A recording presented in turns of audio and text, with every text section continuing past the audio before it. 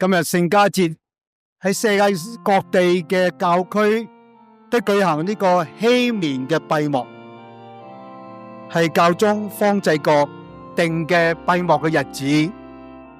12月28號聖家節當日，天主教香港教區舉行咗希望的朝聖者禧年閉幕感恩祭。點解選擇喺聖家節嗰度完呢？相信家庭係我哋信仰嘅搖籃，亦都應該係愛嘅孕育嘅地方。咁樣有愛有信仰，希望就可以成就。周守仁書記喺講道入面強調家庭嘅重要性，呼籲教友透過孝道嘅身教同鄰里間嘅關懷嚟傳承希望。最近大埔宏福苑嘅大火災，等我哋重新認識到真係愛心嘅外傭嘅可貴。喺啲外傭留喺度照顧老人家小朋友到最後，甚至犧牲埋自己。同時亦都等我哋睇到，再次認識到按照鄰舍情嘅重要啊！拍門叫人走啦，走啦，走啦！遠親不如近鄰啊！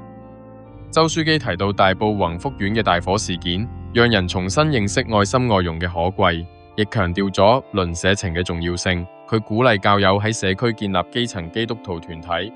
Love is the bond of perfection. The body of Christ is an excellent image that we can have to foster our family and familial and neighborhood relationships.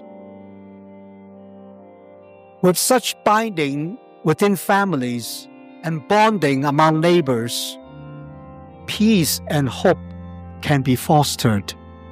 佢強調愛係完美嘅紐帶，並指出基督係愛嘅理想形象，教友應喺呢一份愛中傳承希望。另外，為咗回應普世教會嘅邀請，大會將禧年十字架放喺入口顯眼處。咁可能咧，大家剛才進堂嘅時候就見到禧年個十字架咧就放咗喺大門口嘅，讓進堂嘅人咧，我哋一望就望到個十字架，提醒翻我哋信仰嘅中心個焦點就係我哋主耶穌。咁所以就等咗喺門口度就表達咗啦。而喺呢次禧年閉幕感恩祭中，大會特別安排陳氏家庭向周書記獻上餅酒。呢個一家四口嘅公教家庭最特別之處，在於大仔喺彌撒入邊擔任輔祭，而媽媽亦於半年前領洗，正式成為教友，正好回應咗由朝聖者蛻變為希望的傳承者嘅主題。舊年聖家節，我哋以遊行呢，由嘉諾撒修女嘅會院出發，偕同普世教會開始咗25年一次嘅禧年慶祝。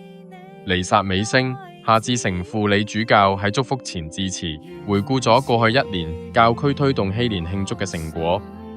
冇幾耐，喺各堂區以至天主教嘅學校都可以聽到《希望的朝聖者》呢一首主題曲，而且將朝聖精神集於一身嘅卡通人物 Luce 亦都出現喺教會嘅唔同角落。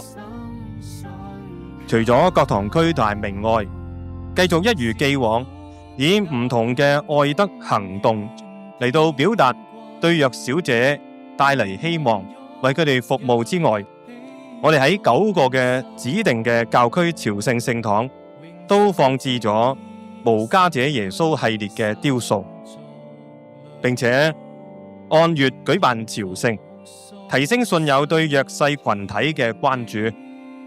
過去一年，大概有900個團體次數同埋5萬人次到呢個9間嘅朝聖聖堂朝聖。佢特別強調，教會致力於將信仰嘅希望傳承俾下一代，透過培訓兒童希望大使同推動校園活動，引導青年成為他人嘅希望標記。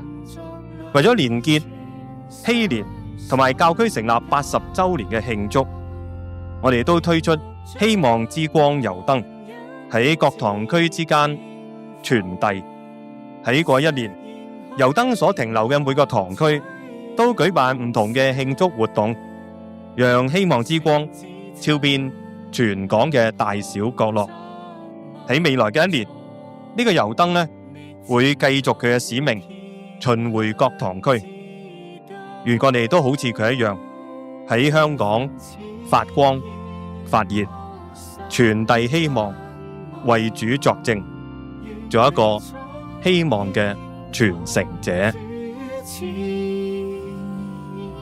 眾生間願隱澤永遠，塵俗裏全心信靠。